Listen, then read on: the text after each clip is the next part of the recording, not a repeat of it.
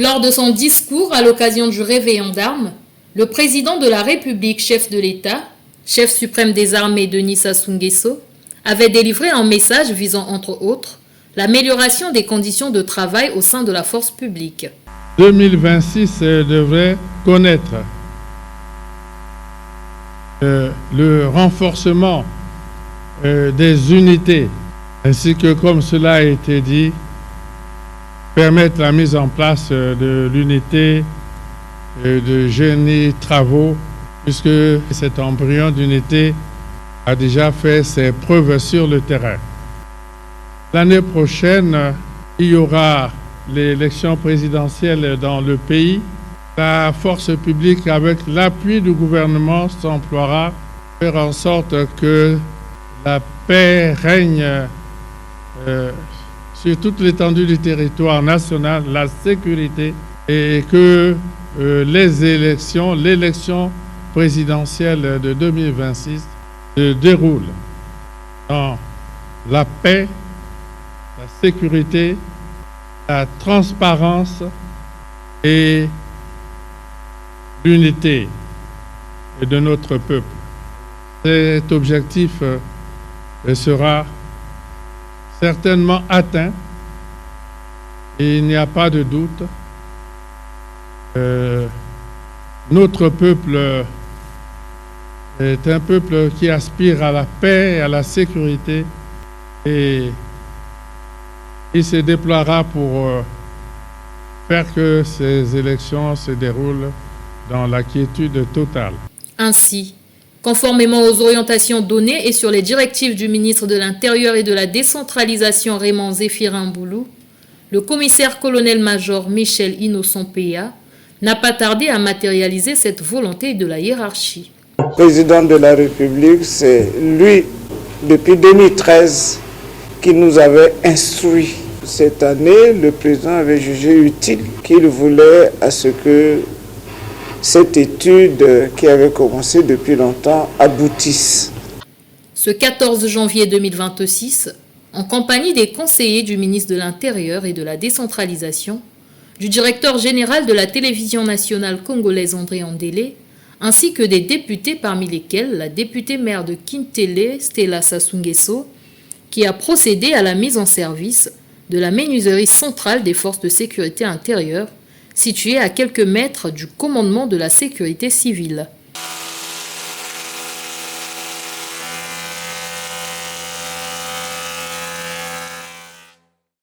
Dans ce bâtiment entièrement équipé, tout est réuni pour produire localement.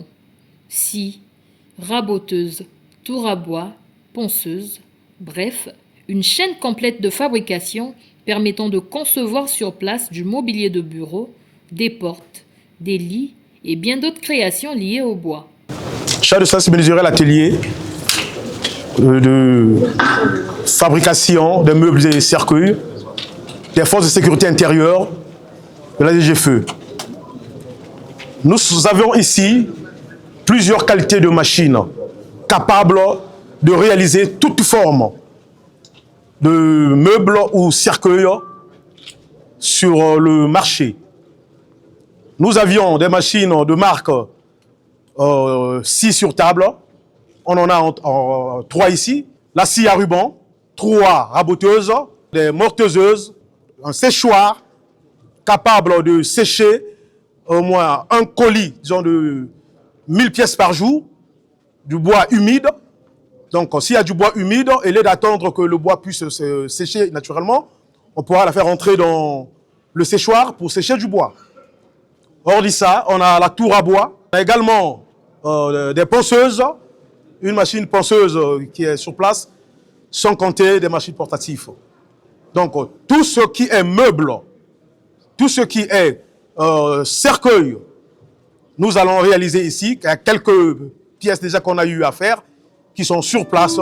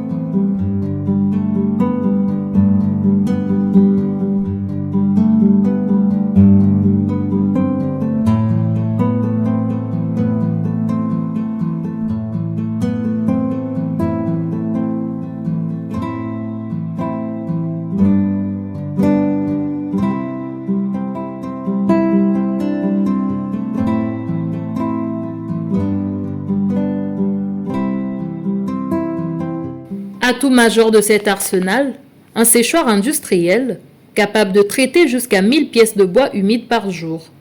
Une capacité qui garantit qualité, rapidité et autonomie. Une prouesse technologique qui éblouit les visiteurs, lesquels perçoivent à travers cet outil la volonté des autorités d'améliorer les conditions de travail en dotant le personnel de bureaux équipés et de salles de réunion, mais aussi et surtout de renforcer l'autonomie et la mobilité des agents grâce à la mise à disposition des véhicules de service. Le travail a commencé, nous avons déjà des demandes. Et comment ça se passe ici? Il suffit juste de ramener une demande adressée au directeur général des finances et de l'équipement. On doit y joindre l'attestation de présence au poste et parmi les documents qu'on demande, il y a l'attestation de décès et après le service funèbre doit faire une enquête. On vérifie si tout est conforme avant de donner des prestations aux personnes qui viennent vers nous. Nous sommes ouverts du lundi au samedi de 8h30 à 16h30. Les premières réalisations déjà visibles dans l'atelier témoignent du savoir-faire en cours de consolidation. Le commissaire-colonel-major Michel Innocent Péa et sa délégation ont également visité les locaux administratifs encore en construction. Un complexe qui abritera les services d'imprimerie, de menuiserie, de blanchisserie, de boulangerie, de génie travaux, le service d'assainissement et le service funèbre. Une visite satisfaisante pour la députée maire de Kintélé, Stella Sassou-Nguesso, qui a par ailleurs eu l'honneur de lancer officiellement la mise en service de cette menuiserie et a également sollicité l'appui de la DGFE dans la commune de Kintélé. La force publique est chanceuse parce que tout le travail que j'ai vu là, c'est vraiment très impressionnant. Et vraiment, j'encourage monsieur PA à continuer le travail qu'il est en train de faire parce que je ne connais pas beaucoup d'institutions qui travaillent à ce niveau-là. J'aurais aimé que les choses puissent se passer aussi avec la mairie de Kintélé. On aimerait bien que Kintélé aussi puisse bénéficier de quelque chose. S'il peut nous aider aussi, la force publique vraiment a de la chance parce que en cas de décès de l'un d'entre eux, vraiment ils sont bien pris en charge. Avec une capacité de production pouvant atteindre 30 cercueils par jour, et conformément aux dispositions de l'article 20 de la loi numéro 7-2011 du 2 mars 2011 portant statut spécial des personnels de la police nationale, relative à la prise en charge des obsèques des personnels décédés, ainsi qu'à la convention du partenariat signé entre la mairie de Brazzaville et la DGFE, la Direction générale des finances et de l'équipement renforce ses moyens, améliore les conditions de travail de ses agents et contribue à des services funèbres complets disposant d'un nombre suffisant de corbillards au profit des forces de sécurité intérieure, de leurs familles et des populations. Le service funèbre a vu le jour grâce à une volonté. La volonté du chef de l'État, le chef suprême des armées, le président de la République, qui a, en collaboration avec donc, le ministre de l'Intérieur et de la décentralisation, ont placé à la tête une personne qui est nantie des capacités de pouvoir transformer certaines choses, d'apporter des innovations. Il a l'esprit de créativité et d'initiative. Lorsque nous parlons du service funèbre, nous voyons aussi l'approvisionnement en cercueil et aussi il y a les corbillards. Vous allez voir ces corbillards, nous avons de différentes formes, nous avons les corbillards VIP et les autres. Donc nous allons insister sur l'hygiène, c'est-à-dire que ces corbillards devront être à la fin de chaque journée désinfectés avec des produits spécifiques, produits Agnos, que nous avons, des produits Agnos Premium, nous avons des Bactiprime que nous allons utiliser pour désinfecter chaque jour, chaque instant. Ce service est ouvert au public conformément à notre service qui a été prise, qui définit les différentes prestations du service. C'est d'abord pour la force publique, la force de sécurité intérieure, Nous avons la police, la gendarmerie, la garde républicaine, la garde présidentielle, c'est sûr. Nous avons aussi l'armée. Les prestations s'étendent jusqu'aux familles, le veuf, la veuve, l'orphelin et bien sûr les retraités, policiers, militaires, gendarmes et j'en passe. Après cette visite, cap sur la DGFE, où le commissaire-colonel-major Michel Innocent Péa et sa suite ont pris part au repas de corps, un moment de cohésion et de communion, au cours duquel les forces de sécurité intérieure ont réaffirmé leur attachement aux orientations du chef de l'État, chef suprême des armées, Denis Sassou Nguesso, exprimé lors du réveillon d'armes. Une occasion pour le colonel-major de police Joseph Rod Harrison de présenter les résultats enregistrés en 2025. Monsieur le directeur général, nous commençons une nouvelle année. Il me paraît opportun, avant la mise en œuvre du programme d'activité, comptant pour les mois à venir, de procéder à une évaluation des actions menées par l'ensemble des directions sous votre leadership éclairé. Sous votre conduite, plusieurs tâches ont été réalisées au cours de l'année 2025. Vos efforts ont été perceptibles dans les différents secteurs de notre activité, tant sur le plan administratif, financier, logistique que de la formation, mais également des actions civilo-militaires dans le cadre du renforcement du lien armée-nation, gage d'une confiance affirmée de la population envers les forces de défense et de sécurité. Au plan administratif, la Direction générale des finances et de l'équipement a participé à la restructuration des textes qui ont permis l'évolution du statut des personnels de la police nationale. Il s'agit entre autres du décret réorganisant la DGFE en intégrant de nouvelles directions telles le groupement logistique, le centre de formation technique et administrative et le centre des systèmes d'information et de communication. Ces textes ont pour objectif principal la modernisation et le développement des capacités opérationnelles et infrastructurelles de la Direction générale des finances et de l'équipement. Outre ces réalisations, la DGFE a également apporté son appui au centre d'instruction de Buea et de Yé. La DGFE n'a ménagé aucun effort pour apporter son appui alimentaire et logistique au centre de formation de Yé et de Buea qui héberge la formation initiale des jeunes recrues de la police nationale et de la gendarmerie nationale contingent 2023. Plan des actions civilo-militaires, la Direction générale des finances et de l'équipement, dans le cadre du renforcement du lien armée-nation, a eu à apporter son aide dans l'assainissement des villes de Brazzaville et de Pointe-Noire après la rupture du contrat des dites villes avec la société Averta. Ces actions se poursuivent quotidiennement au plaisir des populations. Dans son voisinage immédiat, la Direction générale des finances et de l'équipement, soucieuse de rendre son environnement dans un état de salubrité adéquat, a réalisé certains travaux de réhabilitation des voiries urbaines et des axes routiers en apportant un certain éclat de ces artères et de l'éclairage public. Monsieur le directeur général, le bilan des activités telles que présentées n'est pas exhaustif, loin s'en faut, mais traduit tant dans les faits que dans les actes la nouvelle vision que vous voulez donner à votre structure sous l'impulsion de Monsieur le ministre de l'Intérieur et de la décentralisation. Il montre également à suffisance notre capacité en tant que personnel placé sous votre autorité à accomplir les missions assignées à la structure dont vous avez la charge avec abnégation et dévouement. En ce jour solennel, nous tenons à exprimer notre détermination à ne ménager aucun effort pour observer une conduite et une attitude exemplaires au service, afin que soit maintenue la cohésion entre les différentes catégories des personnels et que nous puissions atteindre les objectifs fixés pour la nouvelle année 2020. Comme tout bon soldat, nous sommes entièrement à votre disposition pour recevoir de votre autorité les orientations de cette nouvelle année. Prenant la parole, le commissaire-colonel-major Michel Innocent Péa est revenu sur le bien fondé de cette cérémonie en lien avec les orientations du chef de l'État. Il est de coutume, au terme d'une année et au sein d'une nouvelle, la force publique dans son entièreté communie avec son Excellence, Monsieur le Président de la République, chef suprême des armées.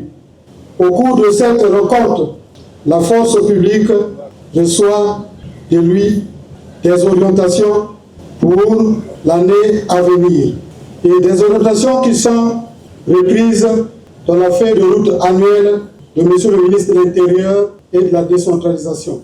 Il nous revient à nous, commandeurs, responsables du personnel, de relayer ces orientations au cours des moments solennels. J'ai cité le rassemblement régimentaire, j'ai cité entre autres le repas de corps, objet de ce jour. Repas de corps qui était un moment de cohésion, de convivialité, d'échange entre les chefs et leurs administrés.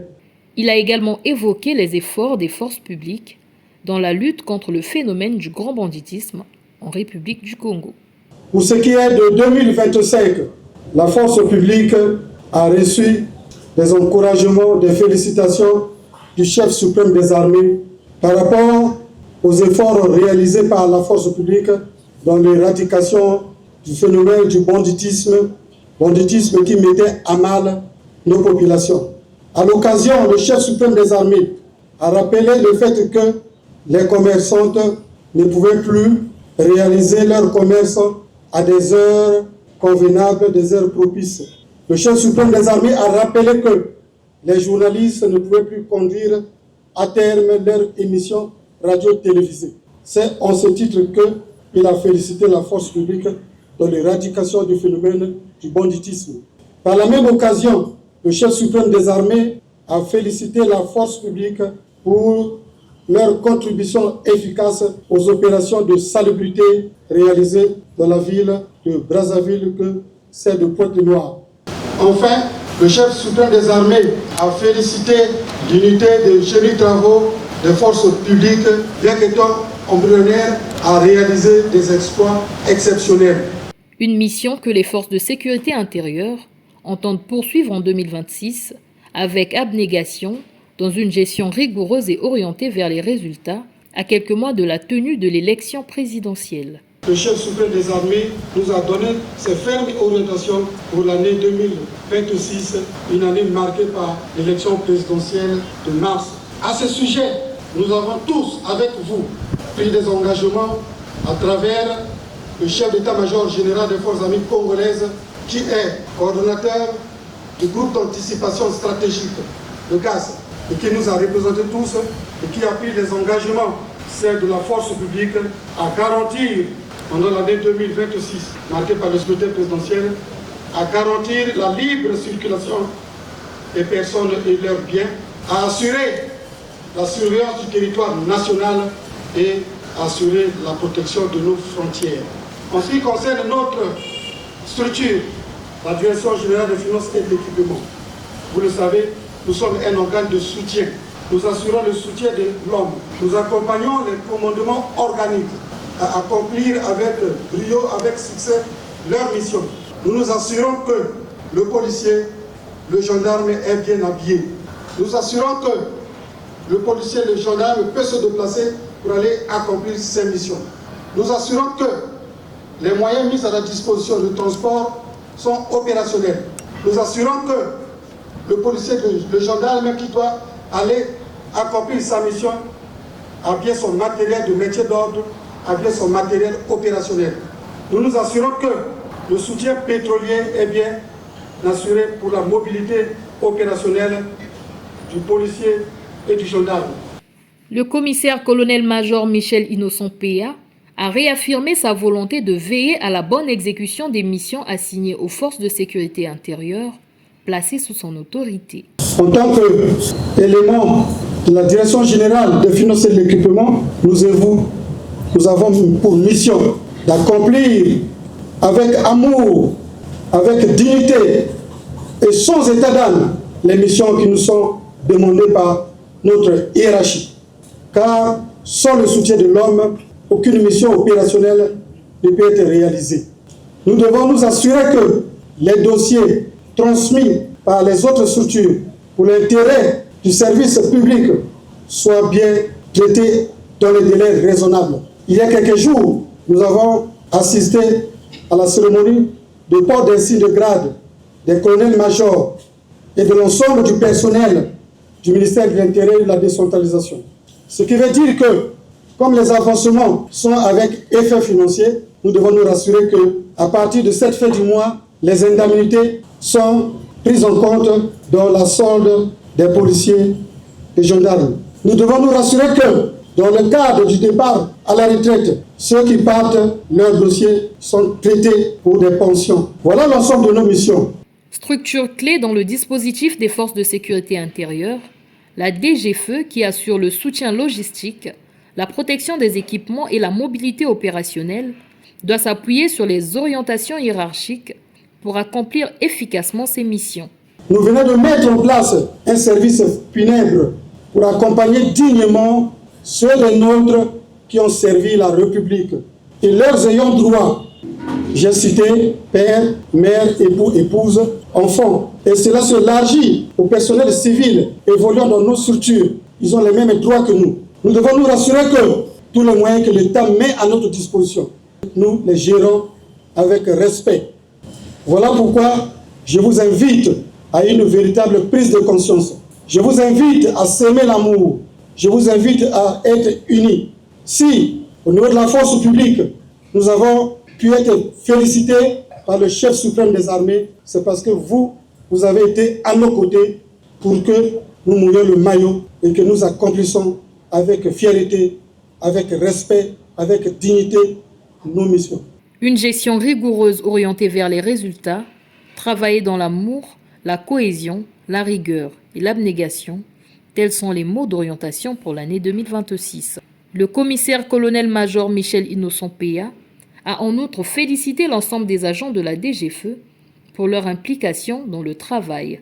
Je voudrais, au nom de mon personnel, remercier les honorables députés, messieurs les directeurs généraux, tous nos invités qui ont consacré de leur temps, malgré leurs innombrables occupations, d'être parmi nous, à partager avec nous ce petit pot de cohésion, ce petit pot d'unité en ce début d'année. Encore merci à vous. Au nom de notre hiérarchie, je vous félicite encore une fois de plus et souhaite à vous, à vos familles respectives et à tous ceux qui vous sont chers, les vœux les meilleurs. Que cette année 2026 nous fortifie pour que nous accomplissions une fois de plus avec courage, avec force nos missions. Moment fort de ces retrouvailles, la remise symbolique d'un portrait au commissaire colonel-major Michel Innocent Péa par des officiers récemment formés au Cameroun, un geste qui traduit la reconnaissance des troupes et la tension constante que le ministre de l'Intérieur et de la décentralisation Raymond Zéphirin Mboulou, ainsi que le haut commandement, portent à leurs hommes. En témoignage de notre reconnaissance et notre estime, ainsi que notre profond respect pour vous, nous gardons des souvenirs inoubliables, car depuis le Cameroun, vous avez été un soutien de taille. Précieux pour nous, et ce geste symbolique représente notre appréciation pour votre leadership, votre soutien, ainsi que votre dévouement envers les officiers que nous sommes. Nous vous remercions, monsieur le commissaire, pour tout ce que vous avez fait pour nous et nous vous souhaitons une nouvelle année remplie de succès et de réussite. En plus des témoignages de reconnaissance, nous vous remettons ce présent modeste pour sceller cet amour véritable que vous avez toujours manifesté à notre égard. La séquence s'est poursuivie par une prestation musicale, des stagiaires entonnant des chants de gloire à la patrie.